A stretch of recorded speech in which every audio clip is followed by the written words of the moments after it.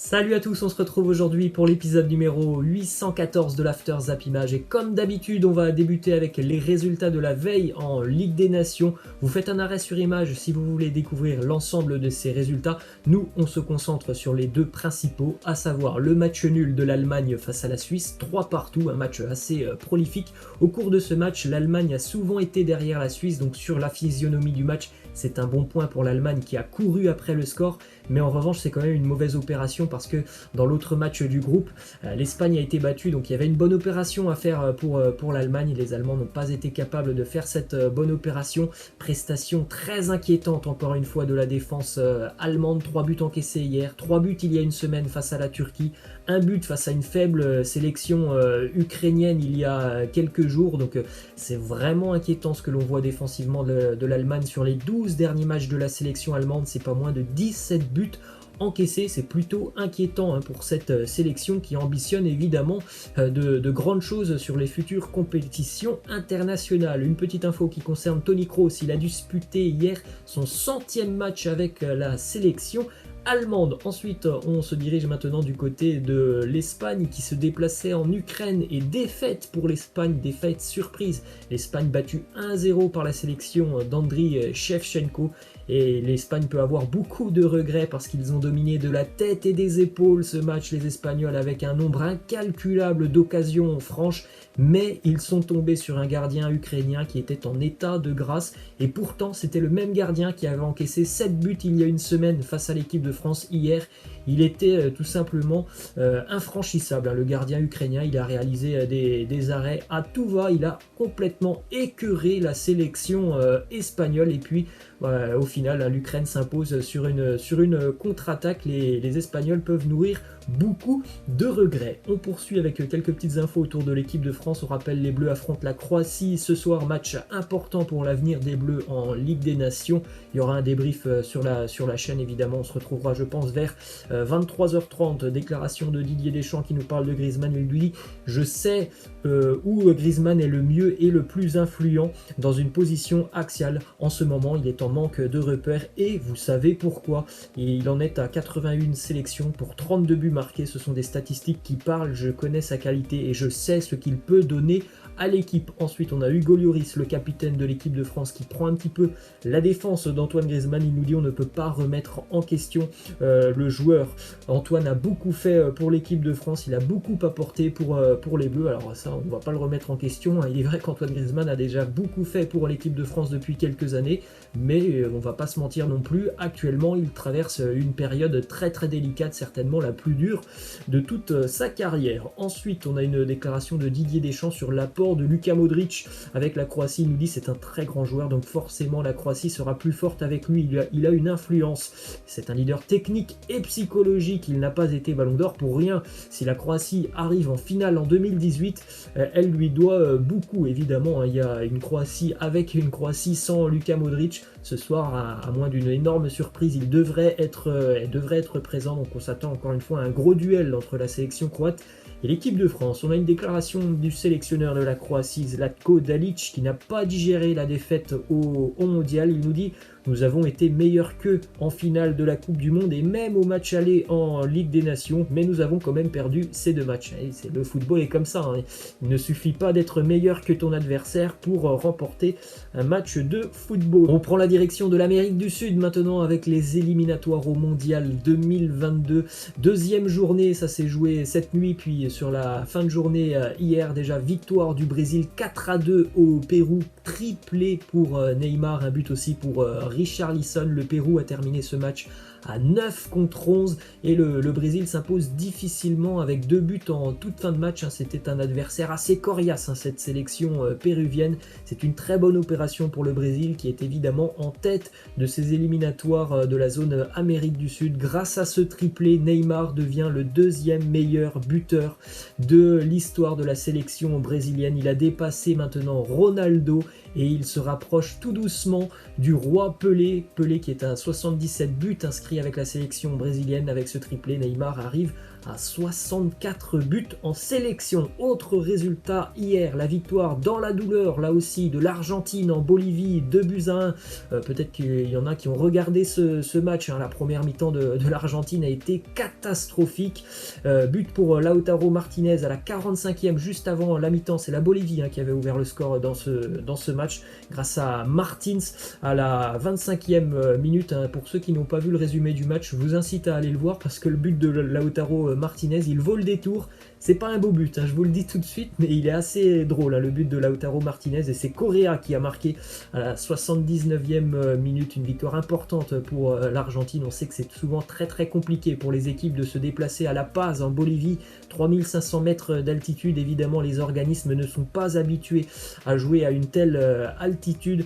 Un succès quand même très important pour l'Argentine, et cette petite statistique aussi importante, Lionel Messi n'a pas marqué hier, ce n'était plus arrivé depuis 2016, c'est-à-dire que depuis 2016, lors des matchs d'élimination à la Coupe du Monde, à chaque fois c'était Léo Messi qui marquait pour l'Argentine, le sauveur de l'Argentine. Et bien c'est donc Lautaro Martinez qui a arrêté cette série incroyable. Enfin l'Argentine, on va dire, a quand même des joueurs qui peuvent un petit peu aider Lionel Messi, même si hier, hein, franchement, c'était quand même pas très beau ce que l'on a vu de la part de la sélection argentine. On a vu aussi un Lionel Messi très énervé juste après le coup de sifflet final. Vous avez cette image, il est arrêté par l'arbitre. Vous voyez tous ceux qui sont vêtus d'un kawaii noir, ce sont des joueurs ou des personnes du staff de la Bolivie qui sont venus un petit peu haranguer Lionel Messi en lui rappelant qu'il y a 10 ans, l'Argentine avait été battue 6-1 en Bolivie. Il y a eu des insultes de la part de Léo Messi, donc en espérant qu'il n'y ait pas de sanctions pour Lionel Messi, mais visiblement il y a bien eu des insultes, on peut les voir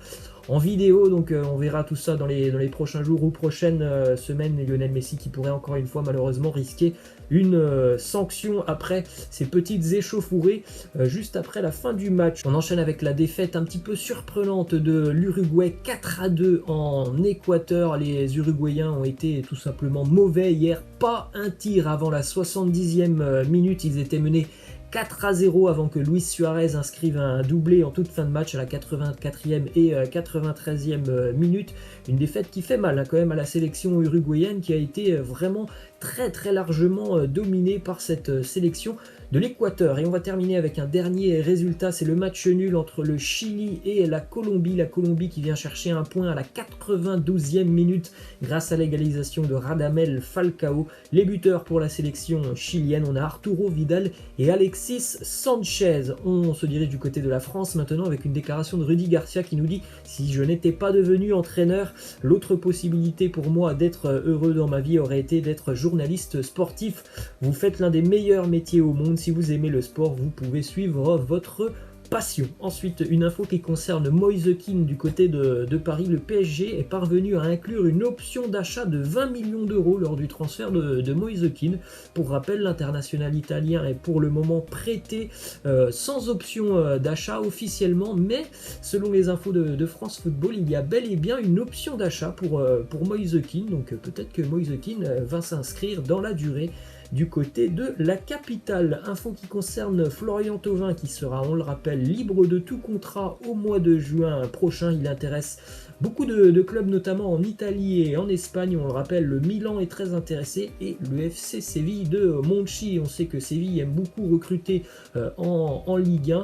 Donc pourquoi pas un départ de Flo Thauvin l'année prochaine, hein, tant qu'il n'y aura pas de négociations qui avancent, hein, sur ce dossier de la prolongation de contrat. Et bien Florian Thauvin se rapprochera tout simplement d'un départ de l'OM dans moins d'un an. Petite info du côté de Strasbourg, Adrien Thomasson prolonge son contrat jusqu'en 2024 avec le club alsacien. On poursuit avec une petite image assez sympa de la Tech Ball de William Saliba qui a été personnalisée en son effigie. Elle est vraiment sympa, hein, cette Tech Ball. Ensuite, direction l'Espagne avec la une du quotidien Mundo Deportivo qui annonce que le Barça a d'ores et déjà fixé ses 3 prochaines priorités pour le mercato hivernal, et on les connaît, hein, ça n'a pas changé depuis quelques semaines. Ça sera Depay, Jorginho Wijnaldum et Eric Garcia, le défenseur de Manchester City. Direction justement Manchester, mais Manchester United avec cette cette info. Le club mancunien a annoncé qu'Edinson Cavani ne jouera pas ce week-end face à Newcastle. On le rappelle qu'il est toujours en quatorzaine. En revanche, il pourrait donc faire ses débuts face au Paris Saint-Germain en Ligue des Champions dans une semaine. On a une déclaration d'une légende de Manchester, Paul Scholes, qui nous dit: par le passé, Cavani a été un attaquant de très grande qualité. Il y a 5 ou 6 ans, ça aurait été une superbe signature et il aurait probablement pu nous emmener au niveau supérieur. Mais maintenant, je ne pense pas qu'il puisse nous y emmener. Bon, c'est dommage déjà de critiquer Cavani alors qu'il n'a même pas joué un match du côté de Manchester, mais tout le monde le sait.